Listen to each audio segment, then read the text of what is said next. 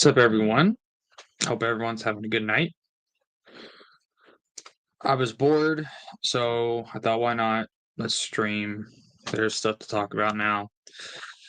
Um, Obviously, Legacy Expo ended yesterday. I don't know. I think it was yesterday. Um, not many people are talking about it though, at least in my little part of the community. Probably because no one cares in my part of the community that I'm in. Um, or at least that I keep up with. So,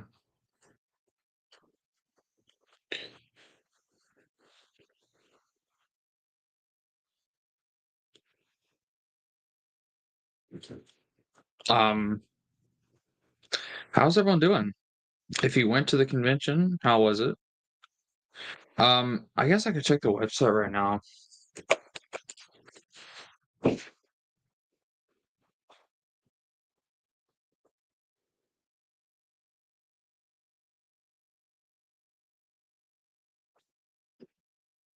It'll load.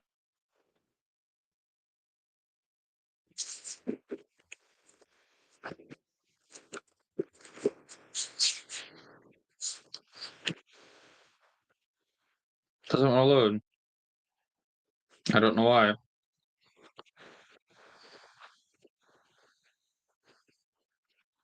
Here we go. Um, I know Stackpole and Jason Fry both announced they wouldn't be there because I think they had an illness, some kind. I know some people have thrown on some tinfoil hats and are thinking of other explanations, but I don't really care. I didn't go anyway, so it doesn't really matter. But the other guests that were there were, let's see here. I know Sean Stewart, Matthew Stover, James Lucino. By the way, James Lucino looks really good. Um, he looks really good. I mean, I saw some. I know I saw someone post a couple of pictures with him. He looks he looks really good, man. Um, he looks like he hasn't really aged. I mean, obviously he has, but like a lot of the pictures I've seen of him were from like the early 2000s. He doesn't look that different. So I was kind of, I was really happy to see that, to be honest with you. Matthew Stover's going to be there or was there. Barbara Hambly, Gabriel Hardman, who, oh, he's a comics writer. Okay. But he's done a lot of other stuff. That's cool. Stephen Barnes, who did, oh, his appearance was canceled. What the hell? There was 3 authors canceled from attending. Interesting. But Stephen Barnes, of course, did the Test of Deception. Abel Chipina was there. Sean Stewart, Corinna Becco, Enrique Guerrero, who I guess did some NJO stuff. Michael Cog, Craig Miller, Christian Gossett, whoever that is. Henry Gilroy, which y'all know my opinion on that. Shea Standifer. I don't even know who that is. Um, Stephen Costantino, who I guess was like an extra in Return of the Jedi. That's kind of cool. Um, Margot Apostolos, who played Talkit in Return of the Jedi. Eric Walker, that's a big one. He played Mace Tawani in the Ewok movies. And Brenna Owen, who played Ton Wee and Attack of the Clones. Not a terrible lineup, but like no one really cares about some of these people. I know I don't.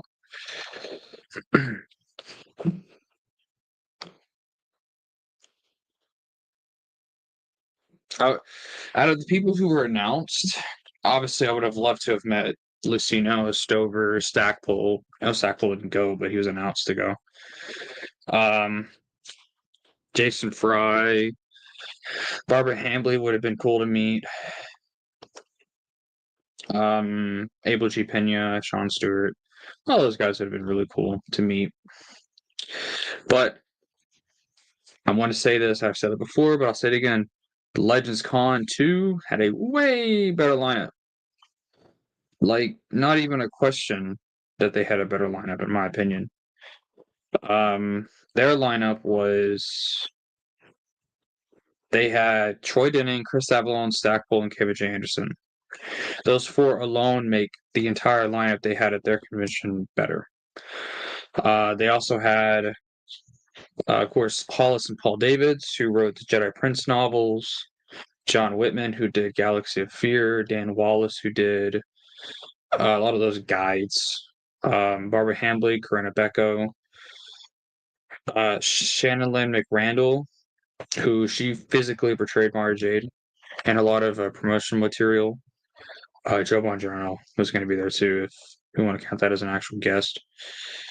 But like, man, that lineup was just stacked. I was so excited to go to that, man.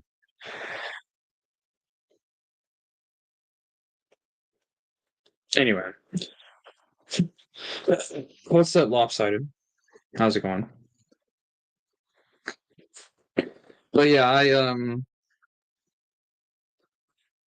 if you went, hope you had fun. So that's all I can say.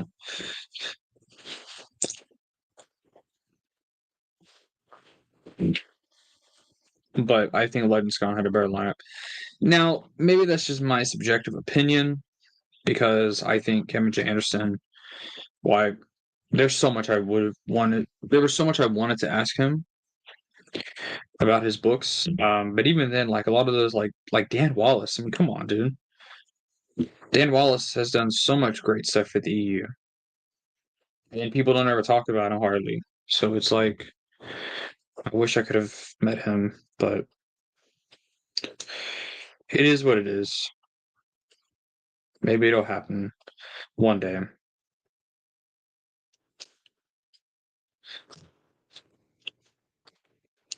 Of course, Legends Con is in the middle of a lawsuit with Legacy Expo, so we'll see what happens with that. I'm excited to see what happens with it.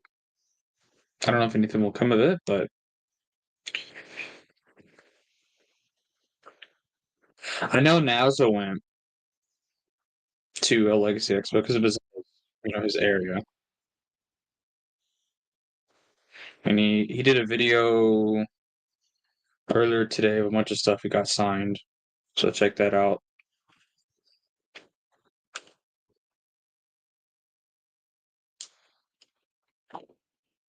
Mm.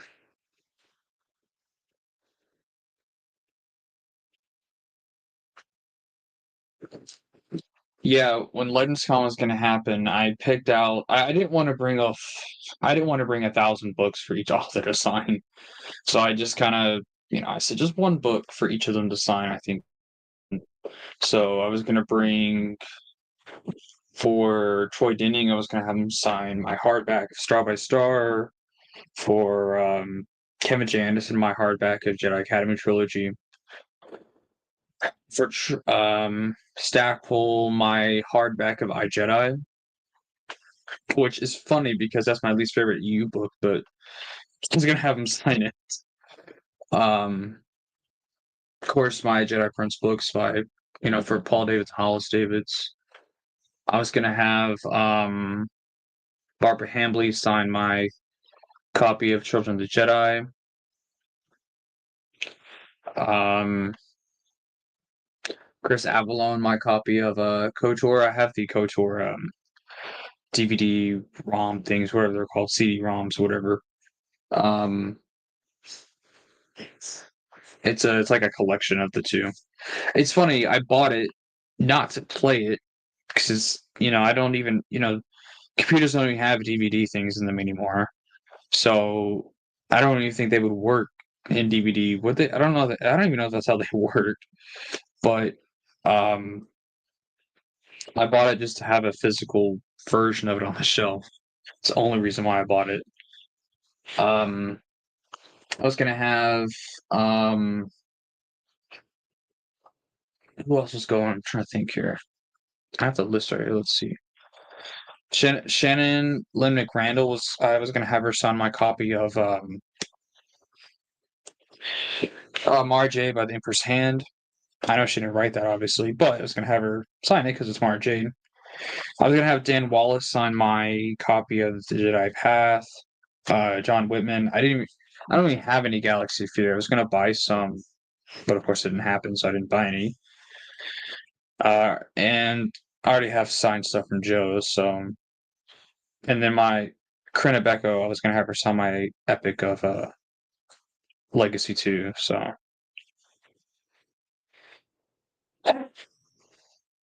but didn't happen. It is what it is. Anyway, how's everyone doing? Not really a lot of people talking in chat.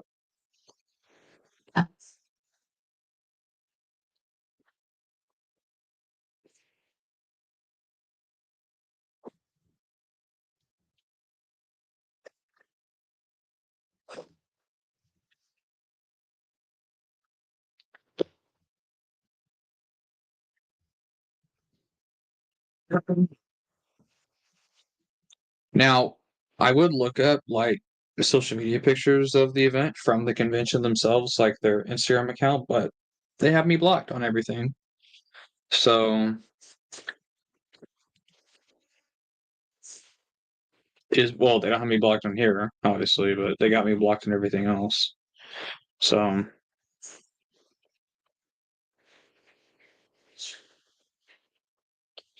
it's just kind of sad because like let's say um let's say that Kyle wins a lawsuit. Let's say he redoes another convention. My concern would be the authors because like would these authors trust him again? Like they've already had to, they themselves bought plane tickets. They themselves lost money, as far as I know. I mean, I don't know. I just don't know what a not another Kyle convention would look like. Likewise, brother.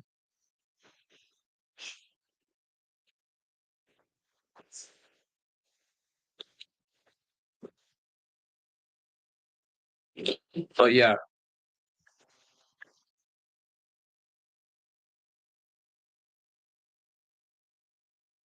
I don't know. We'll see what happens. I'm not saying it could never happen or wouldn't happen. I'm just, I don't know what it would look like or how it would happen. And then there were authors that were probably not even announced that they were in the works of getting. So who knows, man? Who knows? And as far as I know, I don't keep up with Twitter or anything anymore because I just think it's hell. Um, but I don't know if the what am I trying to say? I'm losing my train of thought. I don't know if the authors that were going to the convention have said anything about it since it got canceled. So I mean, I don't know. Only want Son of Luke to get EU news after deleting socials, and it seems sad that lawsuits are being thrown because of petty conflicts. I mean, that is true. That is true.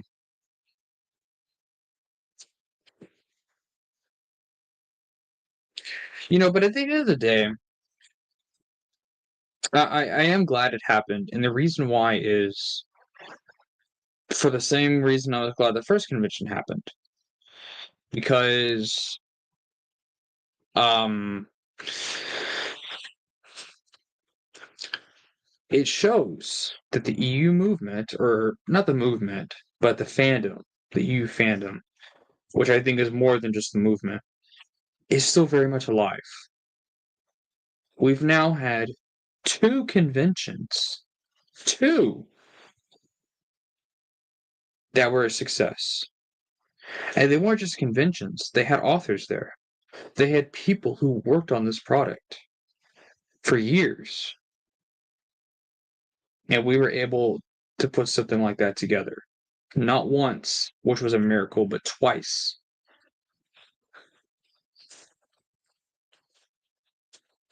Isn't that like, put the drama aside, put, who said what aside. The fact that EU fans were able to take or put together two conventions of that scale and have them be a success.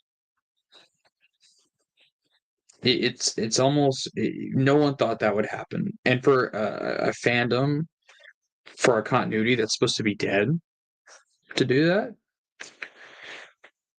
it shows. Well, it's really not dead. That's what it shows. So every time EU fan, if people say, well, the EU's dead and no one really cares about it anymore, well, these conventions are obviously incorrect. Because not only do the fans still care about it, but the authors who worked on it still care about it. Many of them have done Disney canon stuff too, like Lucino. Um, they don't do Disney canon stuff anymore, which I find interesting. But I don't know. I mean, this is just interesting to think about that.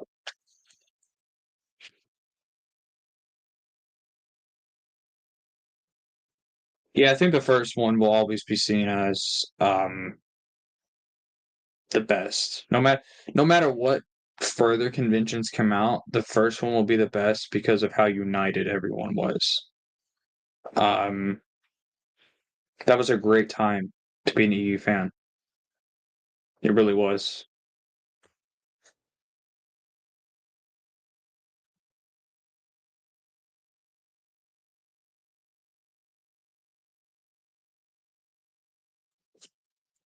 Um, I do want to talk about something else.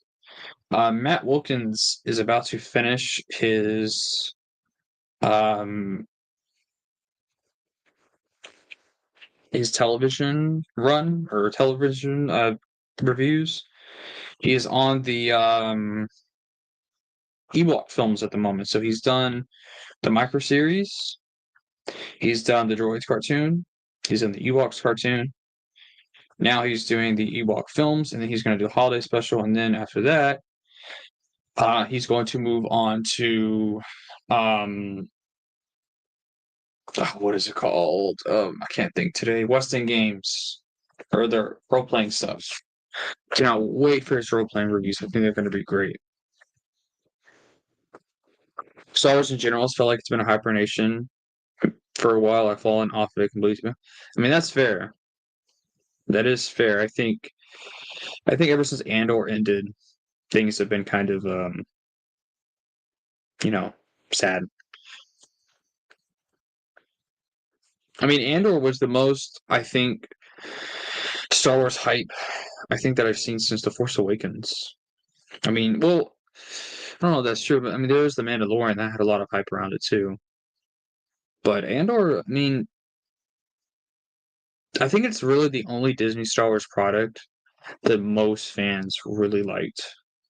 Right? Whether you are an EU fan or not, or Disney canon fan or not, a lot of people like who really aren't even Star Wars fans. I mean, it was just a good show. It really, I want to rewatch it. As a matter of fact, the second season at least. I've seen the first season twice now, but the first season I really want to rewatch.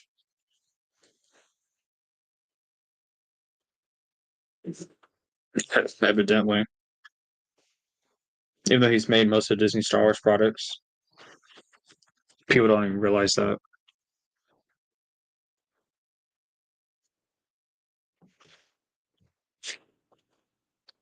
But yeah, Andor was really good, and it's ever since that ended. But like, what is the next Star Wars thing that's supposed to come out? Isn't it? I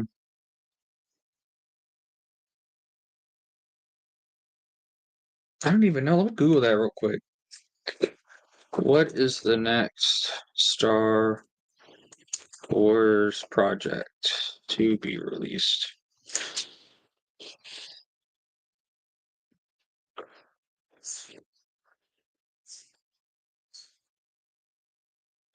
Okay, let me ask ChatGPT because Google ain't giving me a damn thing.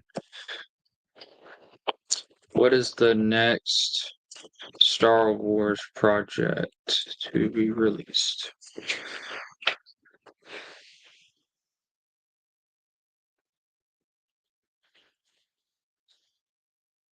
Oh, it's supposed to be the Mandalorian and Grogu film. And the next TV show, what is the next TV show? It's probably Ahsoka. Okay, Tales of the Underworld already came out.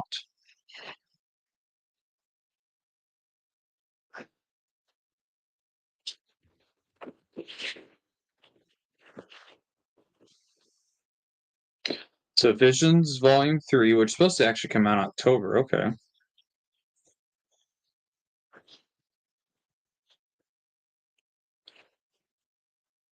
Hmm. I haven't even seen the second season. I never didn't even finish the first one. I I don't understand that. See, Visions is interesting because it's a great argument for the EU's continuation, but I don't watch it because I just don't care about any of that. I just don't. I would rather them do like a full series of a project that's made by a different production. I don't know. It's just not something I care about.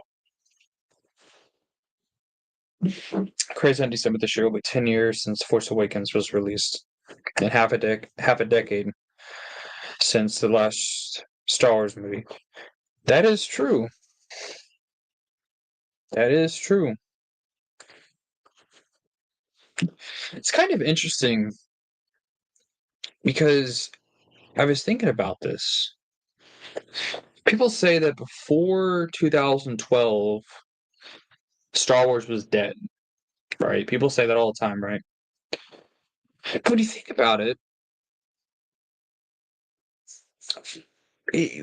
from what at the time since the Rise of Skywalker came out, and the time since Revenge of the Sith came out up until 2008, it really wasn't even that different. The only difference is Star Wars now has more TV shows. Back then, it wasn't multiple TV shows, it was just one long continuous show called The Clone Wars. And there were books, there were comics, there were games, kind of like what we're doing now. So the point I'm making is we're getting pretty much the same amount of content now that we were back then. Yes, there are differences. Yes, it is technically more now, but it's really not that different. So it's like when people, because I think people forget, it's been 6 years since we've got a Star Wars film, right? And 2012 was about 7 years since we had gotten a Star Wars film. And what we had in between there was TCW, which at that time I think was 5 seasons in. You had multiple video games, both Force Unleashed games. You had SWOTOR, you had Republic Commando, you had other games, and then you had books and comics. So, really isn't that different. I would say the biggest difference is the abundance of TV shows now, but most of them are just miniseries. Andor, Obi-Wan, Mando. Well, Mando wasn't a miniseries, but Boba Fett. I mean, that's all miniseries stuff. So it's just I don't know. Really not that different.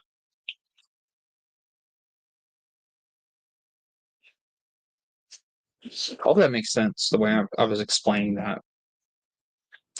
But the idea that Star Wars was dead before 2012 is just stupid. Just because Star Wars was not producing as many TV shows as they are now, um, doesn't mean that it was dead. You don't need 1,000 TV shows for Star Wars to be alive, or a movie for that matter. Greatest addition to Star Wars in the last 10 years was making Coca-Cola its Sprite canon. Hell yeah. Some people complaining about that, and it's like, well, the EU had hot chocolate. Is that really that different? Not really. If anything, Coke and Sprite fit probably better in Star Wars than um, you know, hot chocolate. I say that because Coke and Sprite, I mean, fizzy drinks, it just feels Star Wars. Yeah, I don't really know how to explain it. Feels mystical, I guess. I don't know. What's up, Alex? How's it going?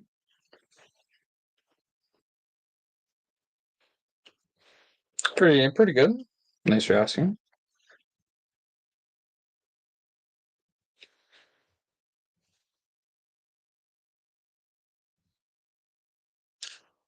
Just talking about Star Wars, like always. Hello, Sea Spider. How's it going? Yeah, you keep getting banned off Instagram.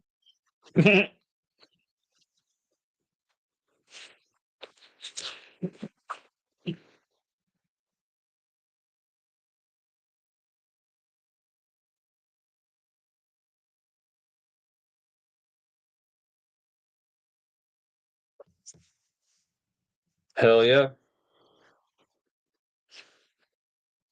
But anyway,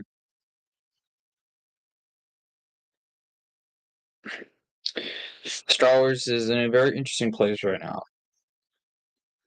But you know what? It'll always be alive for me because I have the EU. Let me tell you why, I'll probably never get through everything.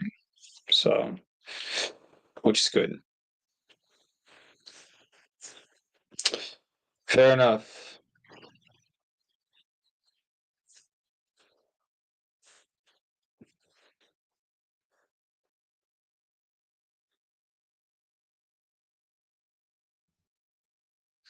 But about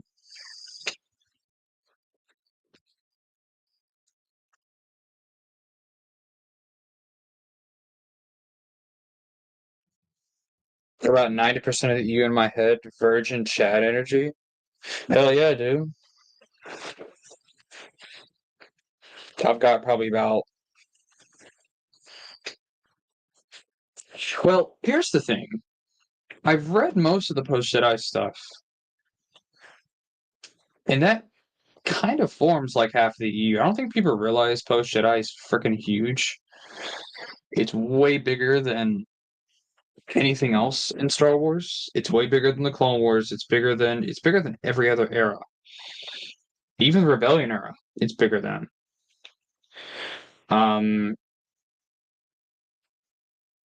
or maybe well, I don't know. Maybe it's only bigger because it just feels bigger because of how many novels are in there. Because it's way more than every other era. I don't know. That's something to think about. But I guess I've read probably about 40%, maybe 30%. I think that's better.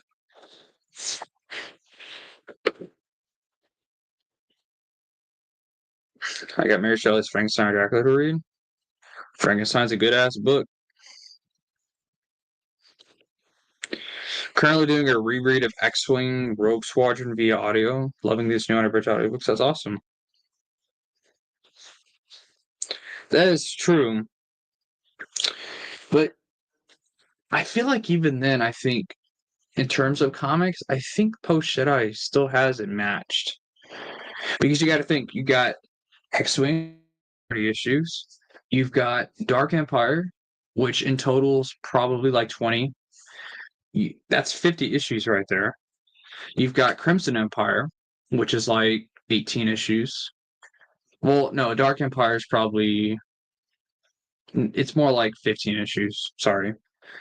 Then you've got Jedi Academy Leviathan. You've got Union. That's at least 12 issues. You've got Invasion. You've got Chewbacca. You've got Legacy. So, believe it or not, Post Jedi is pretty packed with comics. This is true.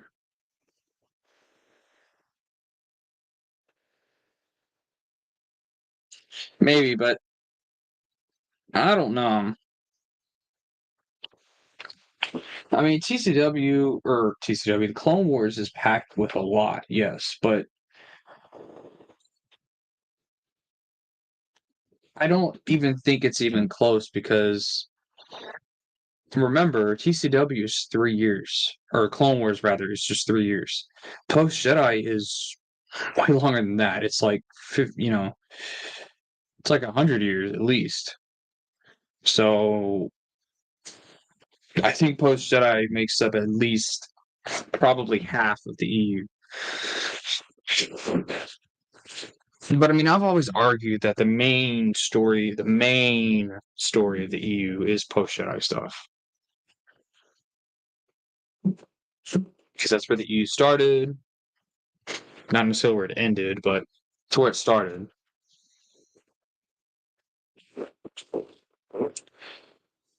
Well, that is what I mean. I was using the time span to sort of um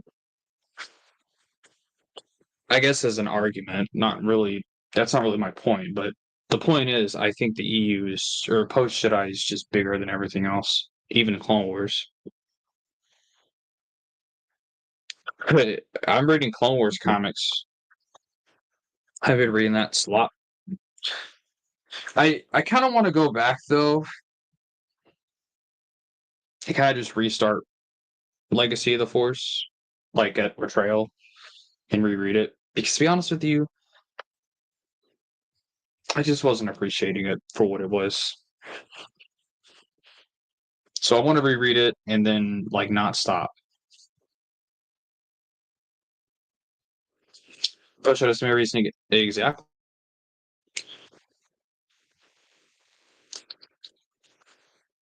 That is true. That's why I got into it. I'm not saying like the other eras aren't as good. I mean, I think you can make an argument that the Old Republic is as good as post Jedi stuff, but the more I think about it, Old Republic is small. It is a small era. It is not that big compared to everything else. It's probably the smallest actually out of all the eras in Star Wars, which is weird to think about. I mean, you think you've got 1, 2, 3, 4, 5, 6, 7, 8, 9, 10 novels. I think 1, 2, 3, 4. Yeah, you got 10 adult novels. That is including Lost Tribe of the Sith. Um, then you've really only got like you got Tales of the Jedi, KOTOR, the SWOTOR tie-in comics, Knight Errant, and then like the Jedi versus Sith, that Bane miniseries.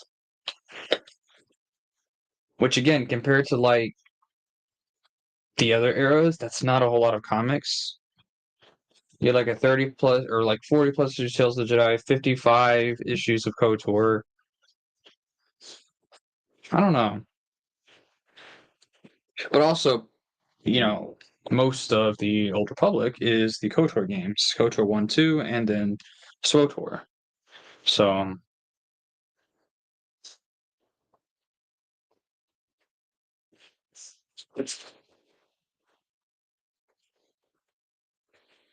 that is fair.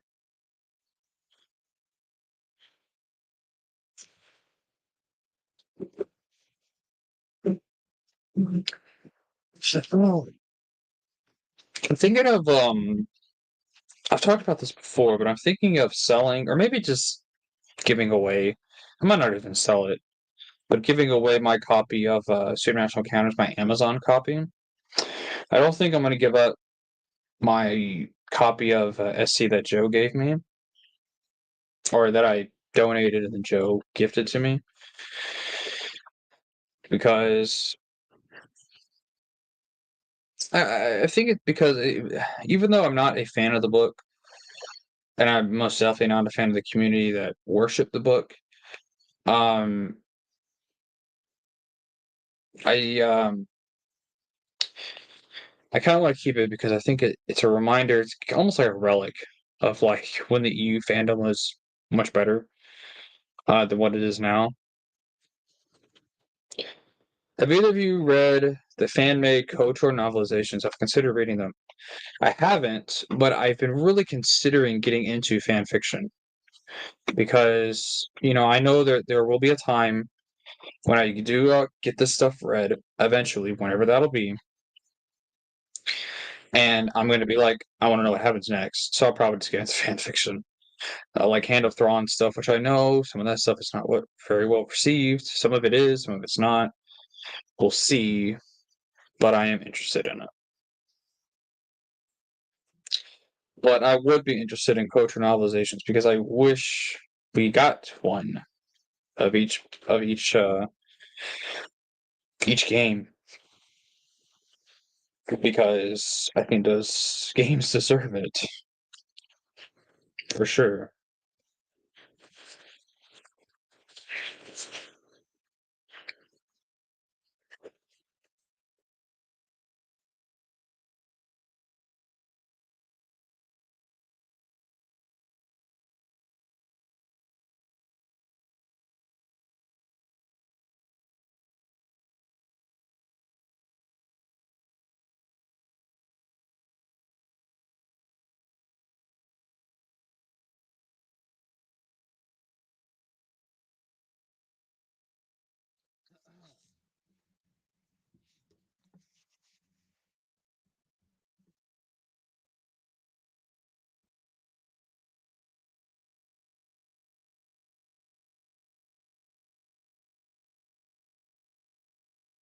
Let me see here.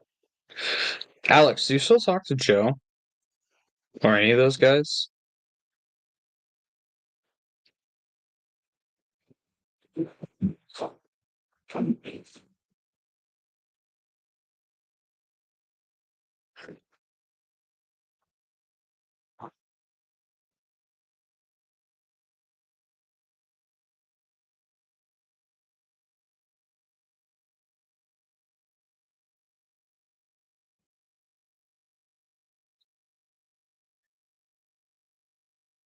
Interesting.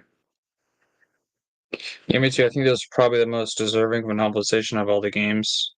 Plus, not as many people will probably experience the story since not everyone's a gamer. Yeah, and I think with how essential those games are, um, to like the overall older public story, they deserve a novelization. You almost can't like you almost can't even enjoy the books and comics that are surrounding that if you don't play the games. So that is true. That is true.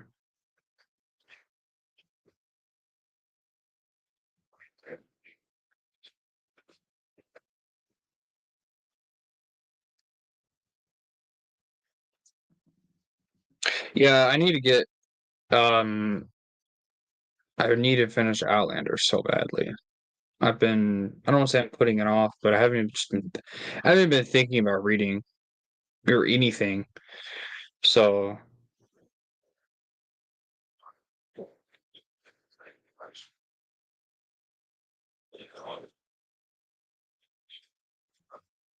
fair enough. I think a lot of people are like that, especially with like Brennan. I know he's in college now, so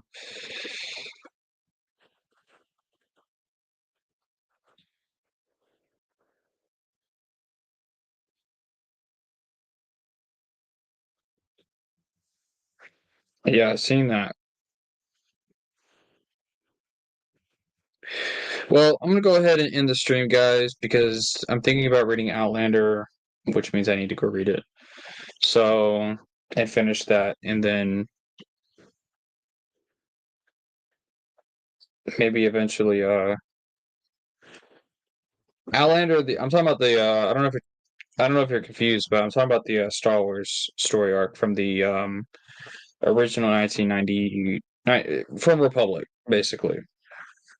So it's a story arc in Republic. It's issues 7 through 12 of Republic,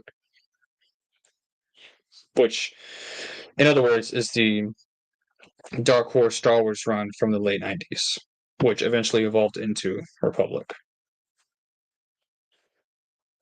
So I hope that makes sense. It's for my podcast that I'm doing with um Titus and Ken. So anyway, guys, I'm going to go ahead and head off for the night. You guys have a good one. Thank y'all for joining. Um, So Outlander will be coming out soon. School just started back up, so it's kind of annoying doing podcasts or anything. Reading mainly. But anyway, I'm gonna go ahead and head off. Thank you guys so much for joining. I will see you guys next time. Y'all have a good one.